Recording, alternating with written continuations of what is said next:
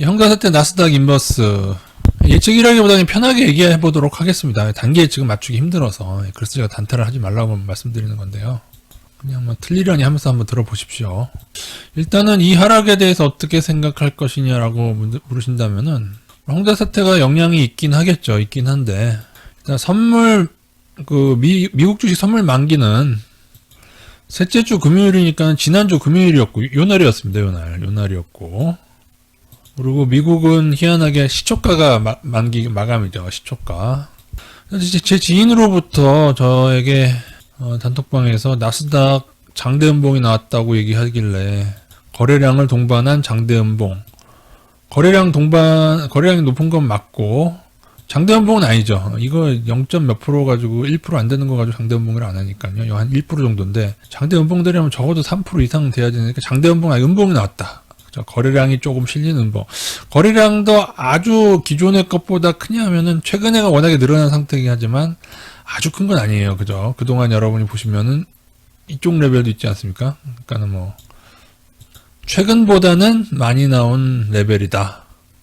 근데 그럴 수 있는 게 이제 원래 만기날에 시초가를 방어하기 위해서라 좀 거래량을 쓸 수가 있기 때문에 이거는 이제 뭐 만기날에 좀 가끔 나올 수 있는 건데 근데 이제 움직이는 음봉의 폭에 비하면 이거는 장대 음봉이 아니고 짧은 단대 음봉인데요. 짧은 거 치고는 많이 나왔죠.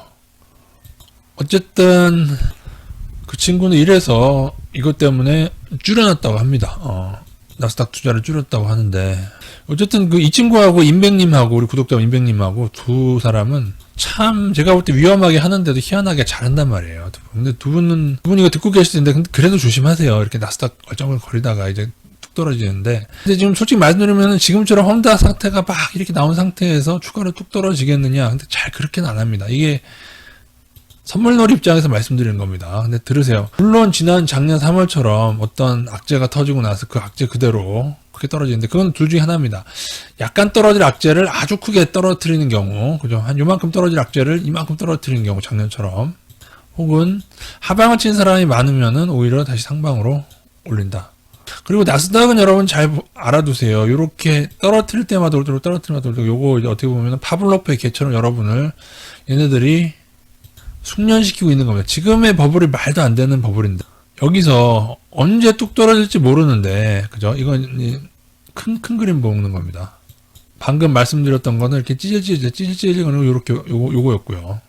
조정만 받으면은 늘 오르더라 이 말이죠. 그죠? 그렇게 해서 무장 헤드 할 때 하고 홍다 사태가 좀 촉발되더라도 분명히 그냥 하락하기보다는 끌어올린다. 오히려 큰 진짜 장대 연봉은 오히려 이런 데서 내일 오늘 밤에 좀 더 떨어지더라도 뭐 내일 정도 다시 끌어올려서 한 요 정도 반등한 상태에서 늘 반등하다가 뚝 떨어지는 경우가 많습니다. 이렇게 하루에 막 뚝 떨어지는 경우 이런 식으로. 제 개인 카카오가 그랬습니다. 카카오가 그랬단 말이죠. 그죠? 조정 나온 다음에 끌어올린 다음에 여기서 장대 연봉이 뚝 나왔죠. 이때. 나세석도 언젠가 뭐 요번이 아니고 어쩌면 좀 더 올리는 후일 수도 있는데 언젠가 분명히 하루에 급락시킨 날이 올 겁니다. 진짜 고점 받게 되면 왜 그렇게 하냐면 카카오에서도 여러분 카카오 물리면 경험해 보셨지만은 그렇게 급락을 당해버리면 이걸 팔기도 뭐하고 그러면서 또 반등이 장중에라도 오거든요. 한 3%씩 4%씩 못 팔아요. 왜냐면 다시 회복될 것 같아가지고. 그래서 이 나스닥도 언젠가는 급락이 오긴 하겠지만 근데 아직은 제가 볼 때는 뭐 아직은 추세를 깼다고 보기는 그렇죠. 여러분이 보셔도 일봉상에 늘상 이 정도의 조정은 121선을 기점으로 지지돼 왔고 그래서 121선이 깨지지 않은 상태에서 추세가 아직 깨지지 않은 상태에서 큰 급락을 얘기하기에는 지금 힘든 상태인데 지금 분위기를 잘 봐야 됩니다. 지금 개인들이 다시 하방에 크게 베팅을 하려고 하는지 홍대 사태 생각하면은 하방 베팅하는 개인들이 꽤 있을 수가 있어요. 그렇게 되면 월간 선물놀이를 잠시라도 반등을 하게 해서 안심을 시킨다면 반등하게 한 후에 뚝 떨어뜨리더라도 어느 시점에 뚝 떨어뜨리더라도 아니면 조금 더 떨어지다가 반등을 하더라도 이거 저희가 맞추려고 드리는 말씀이 아닙니다. 이런 패턴 염두에 두시라는 말씀에서 드리는 겁니다. 만약에 지금 개인들이 좀 떨어졌다고 나스닥을 달려든다. 그 선물도 만약에 개인 3방울 달려든다. 그러면 당연히 뚝 떨어뜨리겠죠. 근데 과연 그럴까? 홍다 사태가 지금 이번 주 목요일인가요? 그죠? 우리 개장하는 날에 디폴트 결정이 난다고 하죠. 그럼 디폴트 될 건가에 대해서도 한번 생각해 보면은 이런 말씀 하시는 분이 계시죠. 중국은 공산주의 사회라서 미국보다 훨씬 더 어떠한 위기가 닥쳤을 때 거기에 대응하는 게 훨씬 더 빠를 수 있다. 저 동의합니다. 동의는 하는데 상식적으로 딱 생각했을 때 중국이 헝다를 디폴트 시킬까? 어떻게 해서든 당국에서 명령만 하면 공산당이 명령만 하면 되는 거 아닙니까? 살리지 않을까 하는데 문제는 국제 규모가 좀 300조가 넘는다는 것이죠. 그러면은 이거를 디폴트 안 되게 되려면은 진짜로 대규모 돈을 지원을 해줘야 되는데, 그죠? 어떻게 될 건가? 그래도 보통 이렇게 처음에 충격이 오면은 2007년에도 그랬습니다만 사브프라임 충격이 처음에 닥쳤을 때는 이렇게 저렇게 막아보려고 하다가 그 다음에 리먼 사태 나오고 그렇게 된 거긴 한데 어쨌든 이거를 해결하려는 의지를 국가에서 보이죠. 근데 나중에는 국가에서도 어떻게 해결할 수 없고 그래서 그때도 어떻게 돼요? 리먼은 죽이고 그때도 보아랑 골드만도 다 문제가 있었어요. 근데 일부는 살리고 일부는 죽였어요. 그러니까는 이것도 이제 중국 정부가 여기에 대해서 선택을 할 겁니다. 헝다를 살릴 것이냐 아니면 헝다는 죽이고 딴 걸 살릴 것이냐.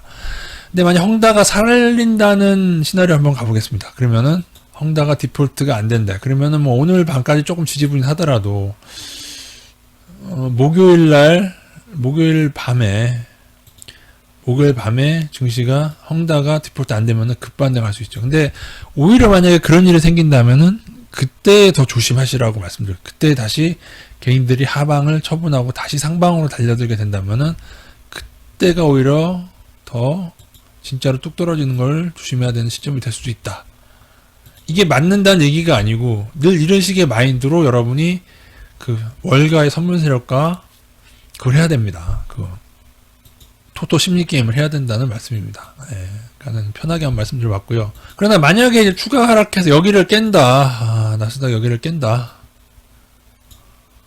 이거는 그냥 추세론에 의해서 그러면 무조건 인버스를 무조건 늘려야 돼요. 어쩔 수 없어요.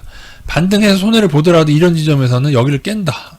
오늘 밤 내일 여기를 깬다. 그럼 무조건 인버스를 더 추가로 늘릴 겁니다. 그리고 또 하나 나스닥은 일단은 전고점을 유일하게 넘었던 지수 중에 하나인데 이걸 전고점을 깼죠. 이것도 사실 인버스를 조금은 늘릴 수 있는 시점이고 나스닥 인버스 이제 모아가라고 말씀드렸기 때문에 계속 모아가십시오. 오르다 떨어지고 뭐 크게 떨어지더라도 또 크게 올리고 해서 본격 하락은 제가 볼 땐 내년일 것 같긴 한데 한 번에 지르면은 나중에 뭐 확 올랐을 때 손해봐서 여러분 돈을 잃지 마시고 조금씩 모아가면은 제가 팔라디움 방금 전에 올려드렸습니다. 팔라디움 인버스 그것처럼 여러분이 어느 시기를 모아가면 얘네들이 그 중간에 어떠한 왜곡을 만들어내든지 간에 그 중간에 분할로 모아가게 되면은 이렇게 팔라듐처럼 절대로 떨어지지 않을 것 같던 놈들도 이렇게 때가 되면 떨어지게 되어 있습니다. 고평가는 시간의 문제일 뿐입니다, 여러분. 제가 볼 땐 그래요. 나스닥 지금 PBR이 막 20, 30 이런데 PBR이 아무리 애플 투자하시는 분 여기서 3배, 5배 생각하시죠. 애플이 3배 오르면 PBR이 100이에요, 여러분. PBR이 100인 걸 커버되는 거 보셨어요? 역사상? 그것도 대형주가. 그나마 PER이 양호한 애플도 이런데 지금 문제가 많고요. 자, 그리고 특히 러셀 2000의 거품이 더 많다. 그러니까 이거는 어떻게 보면은 미국 중소형주 모아놓은 거 아닙니까? 우리나라에 어떻게 보면 코스닥 잡주 계열을 볼 수 있는데 여기에 훨씬 더 큰 버블이 있고 러셀 지금 우리나라 시간 한 4시인데 저쪽 개장도 안 했는데 오르고 있네요. 그죠? 선물이라서 벌써 1%또 오르고 있는데 이런 식으로 좀 더 반등을 할 수도 있습니다. 근데 러셀도 잘 보실 건 러셀도 이후에 여기를 못 넘고 자꾸 이거 넘는 듯 꼬라박고 있지 않습니까? 이거는 여러분 잘 보셔야 됩니다. 몇 번을 이루어지던 간에 여러분 대기하고 있다가 러셀 여기 깨지잖아요. 여기 깨지면은 급락하는 겁니다. 여기 준비하고 계셔야 돼요. 다시요. 러셀 같은 경우에는 딱 여기 깨지면은 이후에 급락할 가능성이 큽니다. 이후에 반등하더라도요.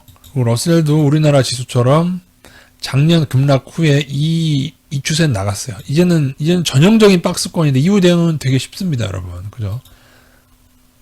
박스권 대응은 쉬워요, 여러분. 여기 돌파하면 상방. 여기 이 아래 박스 깨면은 하방. 중간에서는 이평선들, 여기 이평선이지. 이평선들 위에 있으면은 살짝 상방. 지금처럼 이평선 아래로 내려오면 살짝 하방. 일부는 하방을, 지금도 이평선상으로 일부 하방을 가지고 계시고, 좀 미세 조정하면서 이후에 큰 하락을 보시면 될 것 같습니다. 오늘 현재처럼 이렇게 중기 추세가 나간 시점에서 여기에 할당을 해서 일부 인버스를 가져가겠다.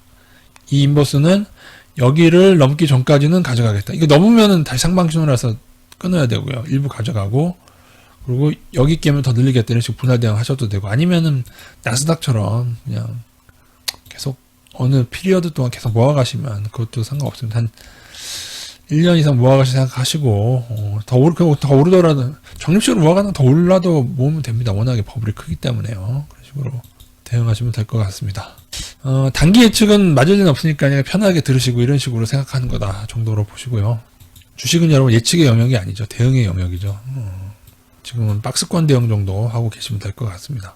나스닥은 상향 신호였다가 전고점을 깼기 때문에 정리식으로 모아가는 분이 아니라면은 이걸 깨진 거에 대한, 이 전고점을 깨진 거에 대해서 뭐 일부 조금 가져갈 수는 있을 것 같고요. 그리고 나스닥 경우는 아직은 상승 추세가 깨지지 않았습니다. 예, 여타하고 다릅니다. 지금 나스닥만. 개인적으로는 나스닥을 펌핑으로, 그러니까 최고의 펌핑 버블로 만들어 놓고 그 다음에 다른 애들을 조절하고 있는데, 장기적으로는 미국 주식 나스닥과 러셀이 굉장히 처참하게 됩니다. 이거 우리나라 주식보다 더 많이 떨어지는 게, 이게 왜 그러냐면은, 여러분이 그냥 역사적으로 다 보면, 예전에 미국도 그렇고, 예전에 우리나라 코스닥 3,000선 갔을 때, 폭락했을 때도 그렇고, 그냥 많이 오른 놈이 많이 떨어집니다. 예, 그거는, 그게 무슨 미국이라서 어째서 뭐 그런 거 없어요, 여러분.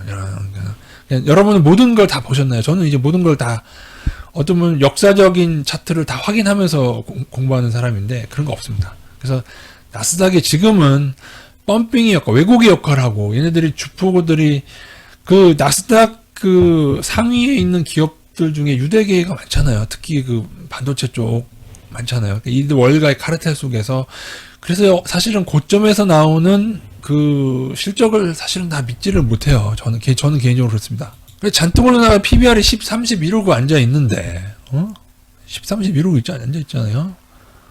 이게 얼마나 큰 버블인지 아십니까, 여러분, PBR? 지금 우리나라는 뭐 PBR 지금 2R에도 많고, 하이닉스도 지금 1.5인가 그렇죠? 삼성전자 2점 몇이고, 작전의 끝에서 실적은 조금 부풀어지는 경우도 있기 때문에 제가 볼 때는 나스닥도 좀 문제가 많이 있습니다. 나스닥 문제인데, 오히려 러셀은 그 코스닥 잡주 개념이라 더 문제가 많이 있을 것 같습니다. 인버스 그냥 모아 가십시오. 예. 자, 얘기가 길었습니다. 이만입니다.